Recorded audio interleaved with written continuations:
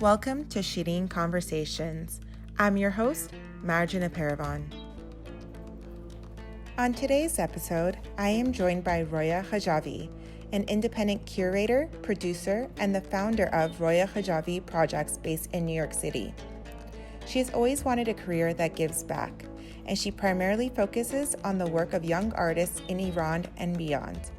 Her project's mission is to create a U.S. platform for emerging artists by sharing their stories and experiences through their art, while demonstrating what happens when power and culture are used to bring us together. Thank you, Roya June, for joining me today. I'm very excited to have this conversation with you. How are you? I'm very well, and I'm very excited to be here today to answer your questions about Iranian artists and what I do. It's really a joy for me to speak to another beautiful Iranian person who is accomplished and has interests in knowing and promoting and learning about what happens in the Iranian community all over the United States in various fields. I appreciate that. And again, this is going to be such a great conversation because you and I, our missions are very similar in terms of highlighting Iranian women. So to begin, to kind of give my audience a little bit of background of who you are, about 40 years ago, your sister and yourself moved from Iran and came here. Besides speaking Iran, Farsi, you also spoke French because you went to a French school. But it must have been very hard for you and your sister to come out here. I know you came here to go to school and go to college, but you came without your family. How was that with you? I mean, you had your sister, but how did that feel? It was very challenging at the beginning because, as you said, we came from Iran, and we went to a French school, and English was our third language. So to adjust to an American school was difficult enough, and then add to it a revolution halfway through your school year and your parents being away. So it was very difficult for my sister and I, especially my first year of college, which started in 1979. But I think, the reason why we have survived and done well for ourselves was the influences of my parents that wanted us to be very strong and on our own feet and to be able to survive no matter what. And for them, our education was the most important thing. And finances and financial things were never very, very important to them, even though they came from families that were well off. But, we lost everything in Iran and we started a new life, and my parents were able to finally join us when we were in college, but we lived in different cities.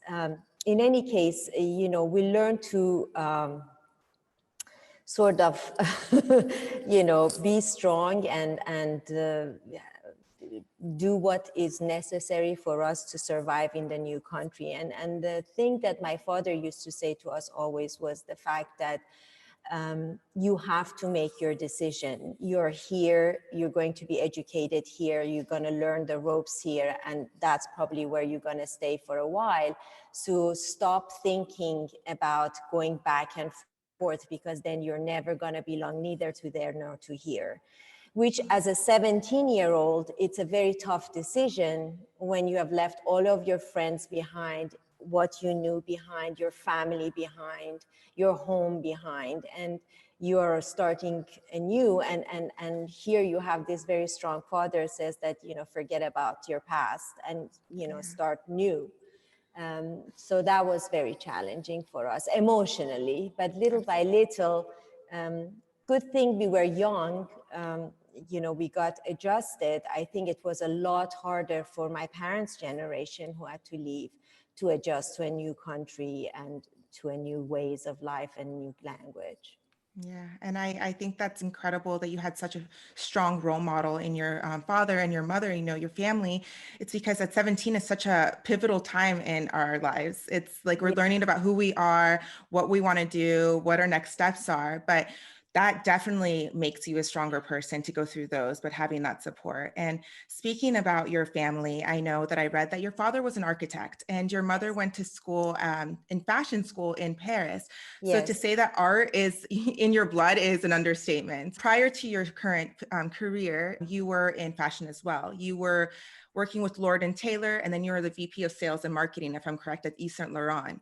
What Yes. made you move from fashion in such a high position into your current role as an art curator?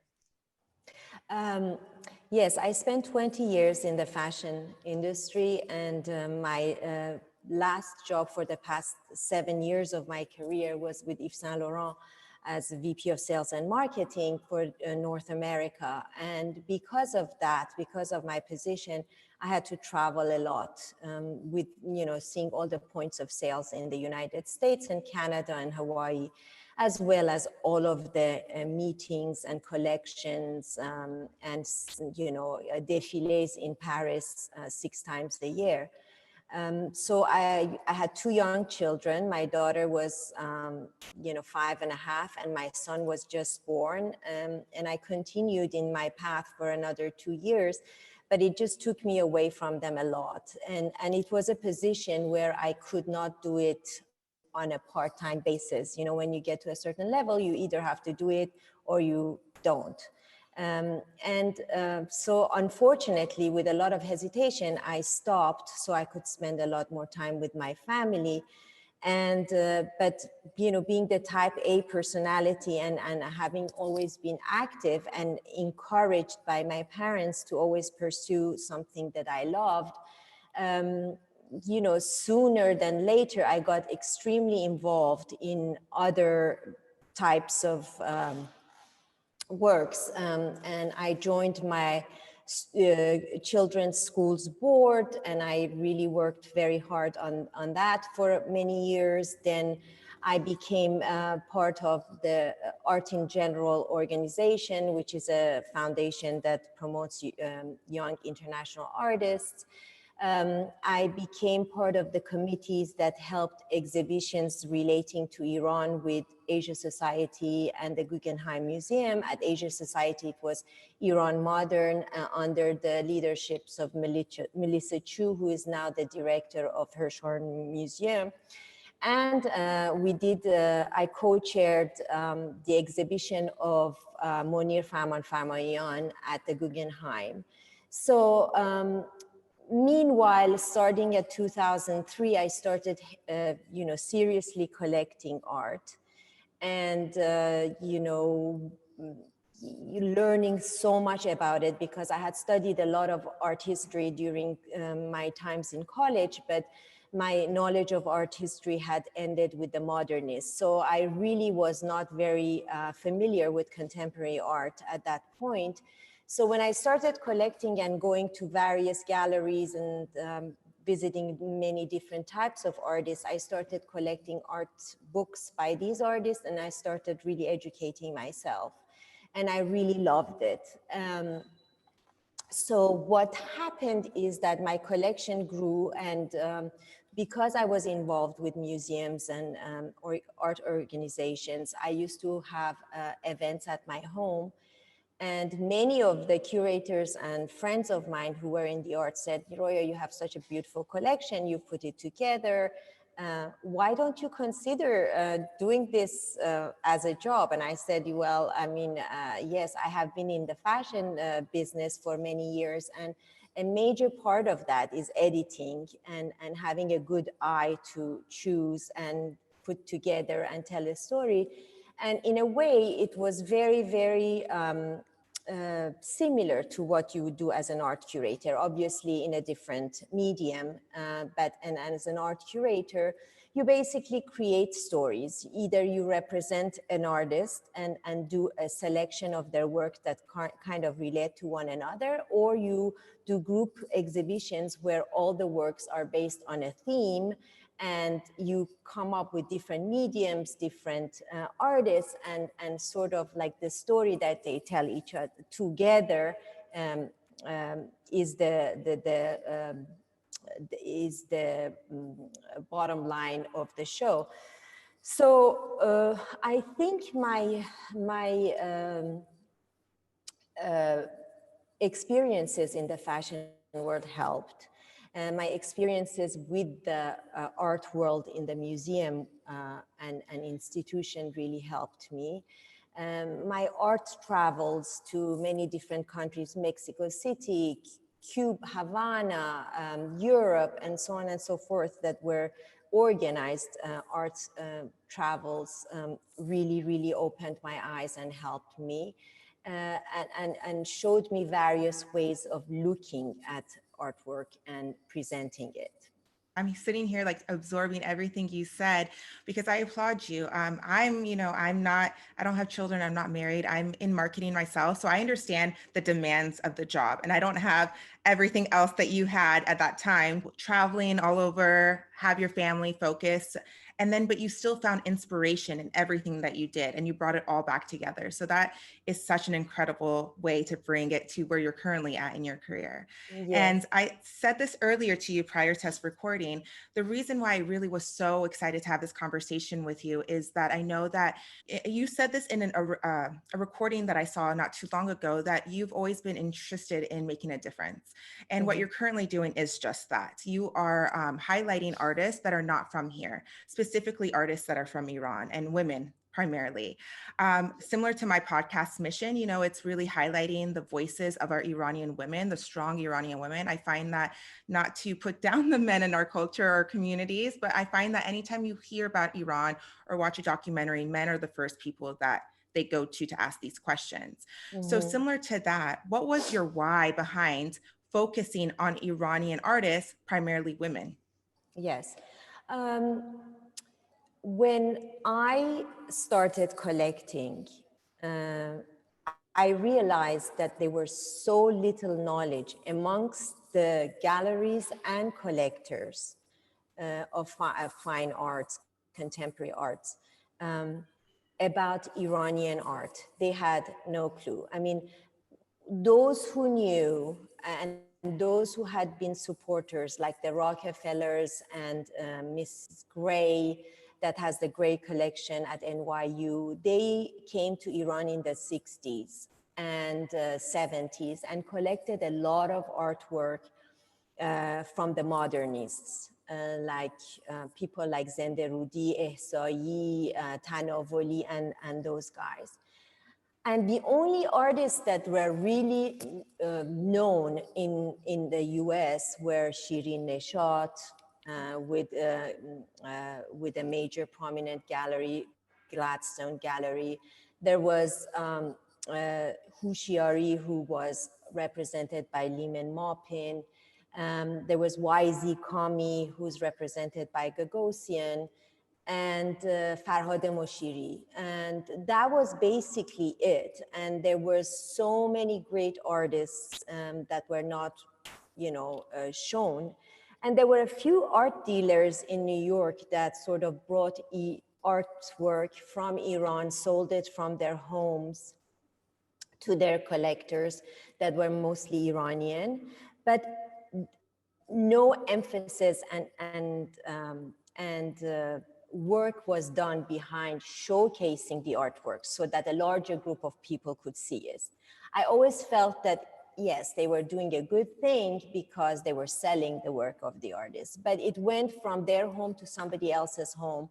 And basically the friends of those people saw the artwork. Nobody from the outside saw the artwork. So I always thought that that was really difficult, and why aren't they doing anything about showcasing Iranian artists in New York or in the United States? So I said to myself, this is a great opportunity for me to do something like that. And in 2009, when I went to Iran for the first time in 30 years, I was just overwhelmed by what Iran still meant to me after 30 years and how emotional I got about this land. And I remember when I saw Tehran from the airplane windows. And for the first time, I heard the woman who made the announcement that we are landing in Tehran airport in Farsi. I had realized that it was the first time I officially heard my own language. And it just overwhelmed me. I was crying hysterically and I was very emotional. So it sort of tells you like how excited I was to go back and see my country and be around the people that, you know, I grew up with. So when I got to Iran, I started, having started a major collection, I started going to galleries, and through the galleries, I visited a lot of the artist studios. And then I realized that so much is available there. And there's a lot of talent, a lot of great female artists as well as male artists in all mediums, from sculptures to painting, to photography, to installation. And they were doing some really edgy works. So when I came back, I said, you know, I'm gonna start something. And you know, that's when I started a couple of years later, when I really could put my hands around my ideas.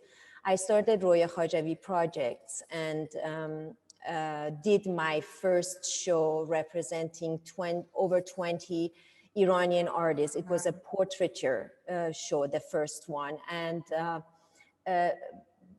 because the whole point of it was portraiture done by Iranian artists who had all been born and grew up after the revolution. And they had done all of their studies, all of their art background was done in Iran, and none of them had left the country. So I wanted to show that what this country that has been away from the world for over 30 years, without any contact whatsoever and in isolation, was able to produce. In terms of artists and the quality of art that was there. So that was my first show and the beginning of it all. And another show that I did that was very interesting was my Iran-Cuba show, because I had traveled to Cuba a few times, and I felt that there was so much similarity between the art of Cubans and Iranians, because they were both in these countries that were, you know, sort of isolated from the rest of the world for many years. Iran, like now for 42 years, and Cuba over 70 years. But how amazingly vibrant their art, music, dance communities were. And how, even though there were differences in the type of artworks, the Cubans were much more, you know, abstract in their, you know, art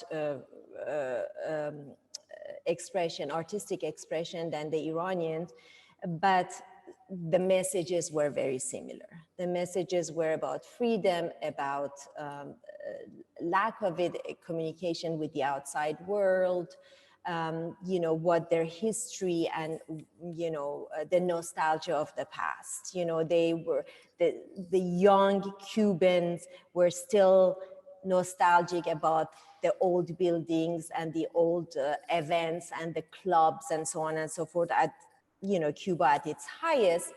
And the Iranian artists were doing the same thing in their own way. So that was also very interesting. So when I visited Iran after 30 years, as I said, I was overwhelmed, and that's when I decided that I was going to do this as my next career. At this time, I had enough confidence in myself that I knew the business and I knew the contemporary art world, and that I could do a good job representing young Iranian artists. And through that, I would say that I have been able to create a community of young artists that, you know, I would say not without me, but with my help, have become a community. They were kind of staggered around, and they just didn't know how to, contact and interact with one another, whether it was like competition or, not knowing who the other person was and so on and so forth. But I was able to create a community to the point that, now we're just like a tribe. Yes. So I'm like a part of the tribe. I'm like the mother goose. I can be part of their family, because you have to also understand that most of these young artists and young Iranian community, they left their homes, and they're all struggling. They're all struggling with visa issues. They have not seen their families in a long time. So it's all types of support that you need to give. I'm not just their representative. I'm not just their dealer. I'm somebody who is more involved in their life, and as a mentor, as almost like a family member. They come to me with their issues that can be artistic or non-artistic, and I just feel very blessed that I can do that. And not only they're learning from me, but I'm learning so much from them. They have lived in Iran all the 30 years that I had not visited. It's that generation of after the revolution. So the language is different, the socialization is very different. And I learned so much from them, and they're like a connection, like a key to my past that really makes me enjoy this relationship. It's not just one-sided. I take from it as much as the other side does. And I'm very humbled by it, and I'm very grateful that I have found all these young friends, which keep me young and going. No, but you painted such a, no pun intended, painted such a perfect picture. While you were speaking, I was in like multiple different emotions. I got emotional when you were speaking about you on the plane, hearing them say in Farsi that you're approaching Tehran, Iran. Literally, I felt as if when my mother also went back to Iran a few years back for the first time in years, and just hearing her voice and how much has changed, but how much hasn't. I just felt that within your voice. And I also got goosebumps when you were talking about recognizing these new artists in Iran that had so much to say post-revolution. Their artwork said so much without them actually having to say it. And I think when you were hesitant to talk about these artists, because of you, in a way, bringing their voices here, I 100% actually believe that you are the reason. The trust that they gave you, it's not transactional in a way that's monetarily. It's artists, and correct me if I'm wrong, you've been in this world longer than I have. I've just been an observer from the outside. Their purpose in life is to tell stories within their work. They want people to appreciate it, however way they want to interpret that. So you being able to give that art space to be recognized before it goes from dealer to owner, in a sense, is so beautiful. And I love that. And it actually brings it perfectly to my next question. As I try to articulate in that answer that I just gave you, is I'm a huge fan of art in different forms. One of my favorite pastimes when I lived in New York was spending time in the art museums, spending moments within one piece before moving to the next, and just taking it all in, breathing it all in, trying to figure out what was that artist going through in that moment in time when they created that. Is there anything, I know art is meant to be taken in different ways. However way you see it might not be the way that I see it. But is there any recommendations that you can give to people before they walk into an exhibit that you curate, or an art museum specifically, about seeing a new piece? Is there something that they should be taking in or take away from that experience for the first time? Yes. I think art is very, the reaction of a person to any type of art is very, very personal. But most galleries or organization, when they do an exhibition, they usually send prior to the exhibition a press release to their audience, and some kind of pictures, or like through social media, etc., etc. And you usually have the website of the gallery or the organization to check. So prior to seeing a show, it's very important to do a little bit of homework if you are interested in art, and to find out what the background of these artists are, what are they trying to express in their artwork.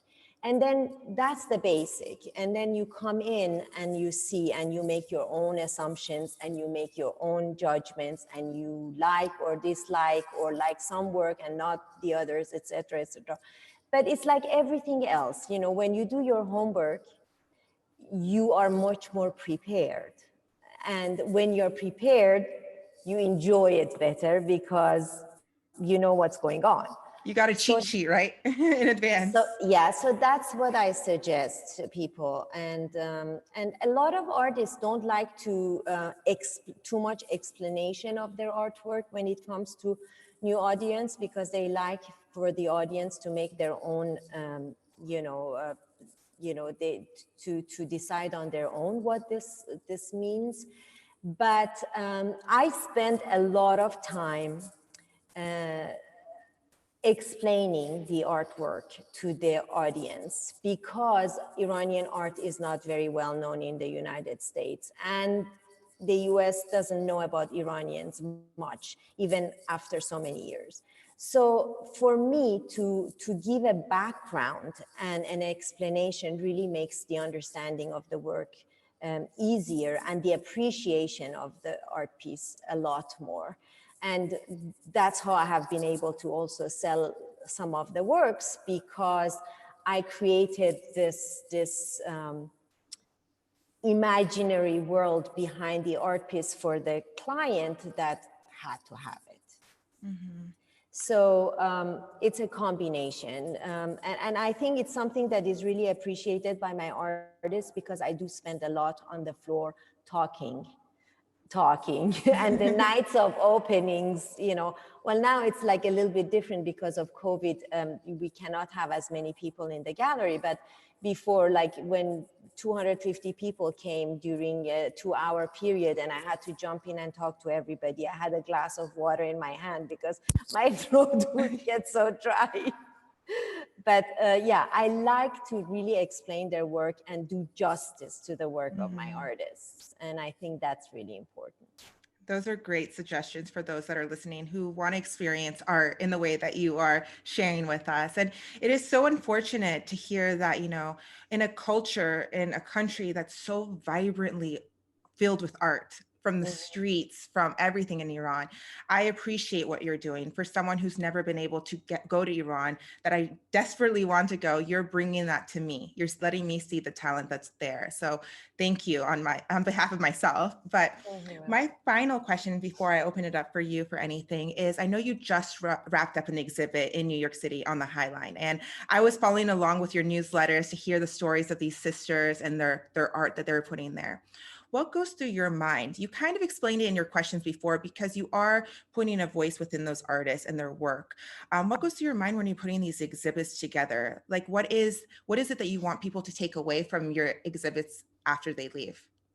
Um, well, actually, I'm in the gallery right now, and this is the last day of the exhibition, and we're going to be taking it down tomorrow. And it's the Safarani Sisters exhibition, which was really very beautifully attended.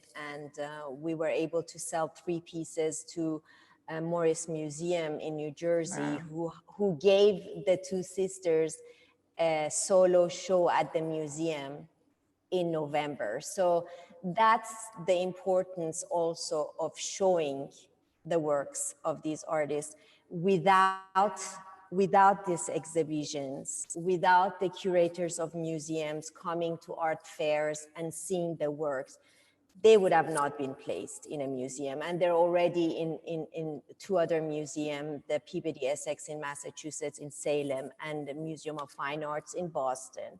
Wow. So all of these things come from other people than your immediate audience to see the work. So it's really important. The Safarani sisters' work is very unique because they combine a technique of painting, oil painting on canvases with video projections on the works, which gives the works an element of time, light, and movement. So it brings the paintings to life. And on top of it, the sisters are identical twins who have been together since birth, and since they were 13, they had painting lessons together, and attended Tehran University art school, and then did their masters in the United States. So how did I know them? I started following these sisters on Instagram, and they had a show in Boston. I drove to Boston. I visited their show. You know, I felt that they were solid and very consistent in their style and in their artwork. And I told them I would be happy to work with them in New York and give them a show. And 2018, we had a show that was almost sold out. Then we did art fairs of Volta. We did a couple of group shows with them, and then this is their second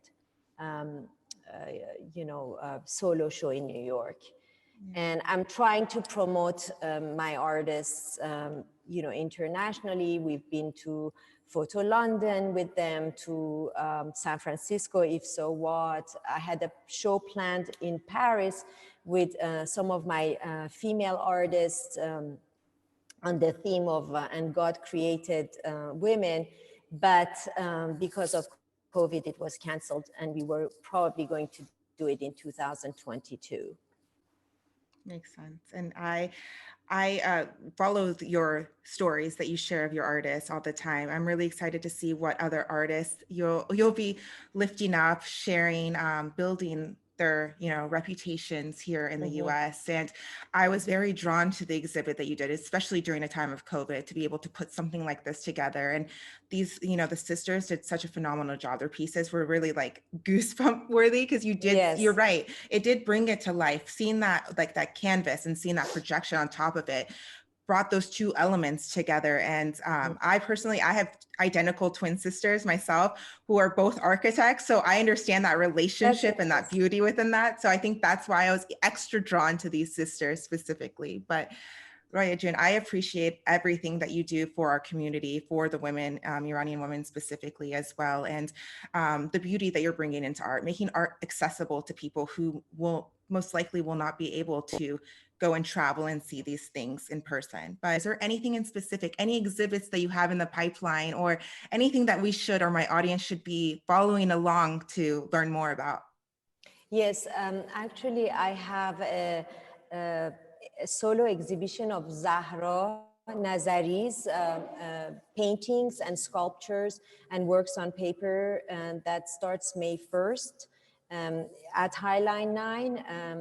She's a fantastic artist who has done amazingly well for herself in terms of being involved in art residencies and getting awards and being covered in the news and so on and so forth. I'm very, very happy and proud to show her work. She's originally from Hamadan, and she went to art school in Tabriz and did her master's in the United States. So you can see like the variety and the sort of different connections. And after that, I will have a show with Farsad Labbaf, a male artist. It's going to be a combination of his photograph collages and his paintings, and it's based on super heroes of the past and present, and a little bit of thing on your mind for the show that will be in September or October. We haven't decided yet. And yeah, those are the next few shows. And then we're probably gonna do Photo London with a few of my photographers. We've done Photo London in the past and it's been very successful. And I do promote a lot of female artists because I believe I'm in heart a feminist, and I believe in equality of male and female. And I believe that female artists have always been put in the back burner for forever, for centuries. It's getting better, but they need to be more visible. So I do promote them, but it doesn't mean that I don't have amazing male artists that I work with. Dana Nehdaran is phenomenal. Farsad Lahbaf is phenomenal. Daryush Nehdaran, a great photographer, and Mo Jahangir, and many more. Kamran Tahiri Muqaddam, and so many great male artists that I work with as well. And happy to know them. Yeah, and that's a true feminist. A true feminist believes equally, both male Yes, and females. yes. It's never just females only, but I 100% agree with you. And I'm really excited to see everything that you have planned the rest of this year and the years to come, Roya June. Thank you so much. Thank you for having me in your show, and Of course. thinking of me. I really appreciate that, and good luck to you. Thank you so much. I appreciate it. For more inspiring interviews, head on over to ShirinConversations.com. If you liked today's show, please subscribe on Apple Podcasts, Spotify, or Google Podcasts. And don't forget to rate and review, and follow on Instagram, Facebook, and Twitter at Shirin Conversations. You can also watch episodes on YouTube. I'm Majina Paravan, and you've been listening to Shirin Conversations. Thank you.